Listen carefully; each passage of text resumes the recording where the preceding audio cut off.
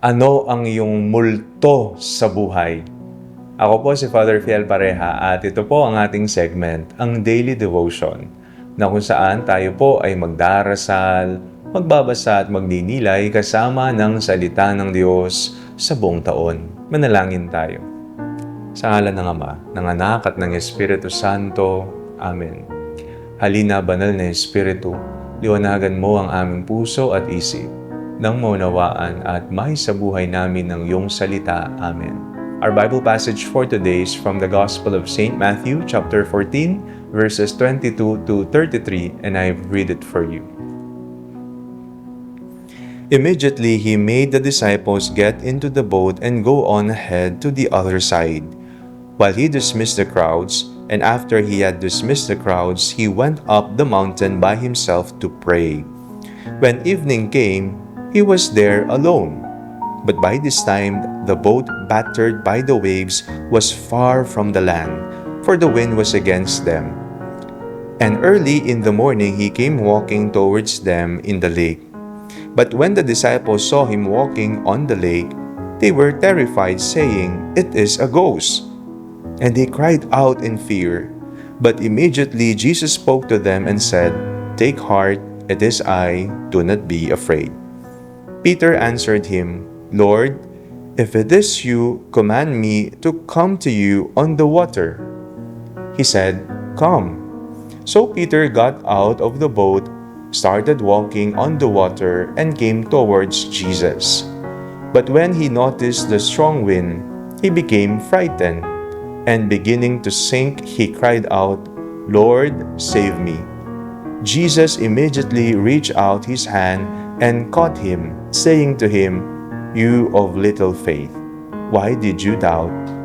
When they got into the boat, the wind ceased, and those in the boat worshiped him, saying, "Truly, you are the Son of God." Lahat po tayo ay may mga multo sa buhay. Hindi ito yung mga multo na natatakot tayo sa pelikula, kundi mga bagay na patuloy na bumabagabag sa ating isip at puso. Para po sa iba, ang multo ay ang takot na mabigo. Pero sa iba naman, ito ay ang sugat ng nakaraan na hindi pa rin naghihilom. May mga multo ng pagkakasala, ng pag-alala sa kinabukasan, ng ating mga insecurities, maari, o ang takot na mawalan ng mahal sa buhay. Minsan, ang mga multong ito ang dahilan kung bakit hindi tayo nakakausad at hindi tayo makapagtiwala sa Diyos. Nasa gitna po ng lawa ang mga alagad habang malakas ang hangin at malalaki ang alon.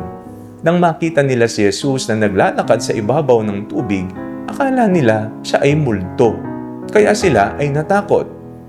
Ngunit agad na sinabi ni Jesus, "Lakasan ninyo ang inyong loob, ako ito, huwag kayong matakot."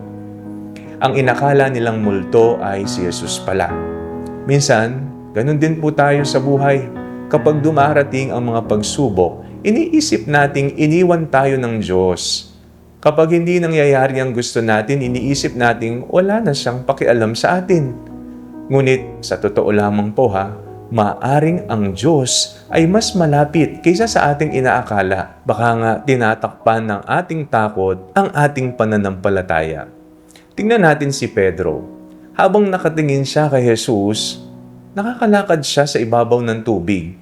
Ngunit nang ituon niya ang pansin sa malalakas na hangin at malalaking alon, nagsimula siyang lumubog. Hindi po ang alon ang nagpabagsak sa kanya. Ang pagkawala ng kanyang pagtitiwala kay Jesus ang dahilan ng kanyang pagkalubog. Kapag ang ating tingin ay nakatuon lamang sa ating mga multo, sa ating mga problema, takot at kabiguan, madali tayong panghinaan ng loob. Ngunit kapag ang ating mga mata ay nakatuon kay Jesus, nagkakaroon tayo ng lakas na harapin ang anumang unos. Ano ang mga multo sa aking buhay? Ano ang mga takot na patuloy na kumukontrol sa akin? Huwag nating hayaang ang mga ito ang magdikta ng ating kinabukasan. Sa halip, pakinggan natin ang tinig ni Jesus na nagsasabing, "Ako ito, huwag kang matakot." Ang presensya ng Panginoon ay higit na makapangyarihan kaysa sa anumang bumabagabag sa ating puso. Kapag ang ating mga mata ay nakatuon sa ating mga takot, lulubog tayo. Ngunit kapag nakatuon ang ating mga mata kay Jesus, matutuklasan nating ang dating multo ay wala ng kapangyarihan sapagkat kasama na natin ang Diyos. Manalangin tayo. Panginoong Jesus, sa gitna ng aming mga takot at mga multo sa buhay, tulungan mo kaming ituon ang aming mga mata sa iyo. Palakasin mo ang aming pananampalataya at ipaalala mong hindi mo kami kailanman iniiwan. Amen. Sa ngalan ng Ama, ng Anak at ng Espiritu Santo. Amen.